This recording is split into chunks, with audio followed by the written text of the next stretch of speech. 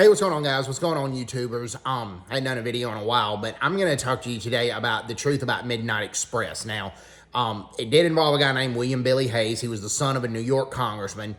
That being said, the film, while entertaining, it was largely inaccurate. Okay, first of all, the film made it look like that was his first smuggle of drugs outside of from Turkey back to the U.S. He had done that multiple times before. The film made it look like he was nervous, he was having an anxiety attack. No, he was cocky and he was arrogant at that time, and he felt like he wasn't going to get caught. And the actual William Billy Hayes has gone to Turkey and apologized to the Turkish government about the film, even though he signed off the rights to the book and the rights to the movie. And Oliver Stone and the film company who filmed it had exclusive rights to it, so they filmed a lot of things that weren't necessarily accurate. Now, yes, his sentence did get extended, and it got extended at the last minute, and I don't think that should have happened, but he was a drug smuggler. He was not a saint. He was not an angel, and he admits to that. And because of that film, Turkey had a big decrease in tourism because of that. And they were trying to stop the drug smugglers. It wasn't drug tourism that they were looking for, but just actual tourism and people going to visit the religious sites and war memorials and stuff. Turkey had a big decrease in tourism, and people were scared to visit Turkey. But and that's what happened, and it shouldn't have happened.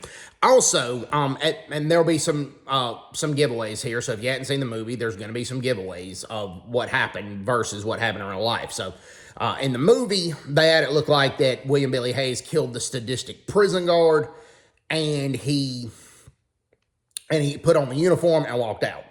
That is not what happened. Well, first of all, the main prison that he was in was not in the middle of town.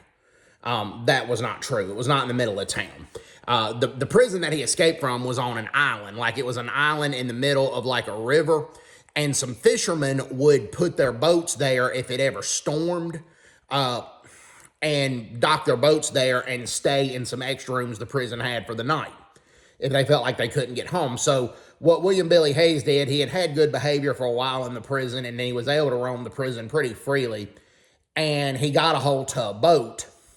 He untied the boat, he got a hold to the boat, and then he rowed off the boat and then crossed into Greece. And he felt like when he crossed into Greece, he would have been safe because Greece and Turkey have had border disputes and have not liked each other for a long, long time. And that's what happened. He did not kill a sadistic prison guard, put on the uniform, and walk out like you saw in the movie. Okay. Second of all, he was dealing drugs. He was not like an angel or a saint or anything like that. Now, the film does touch on some homosexual acts in the prison that did go on.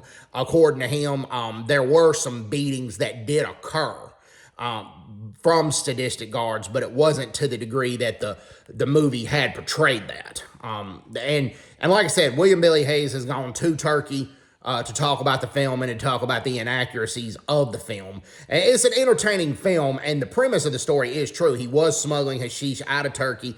He got caught for it.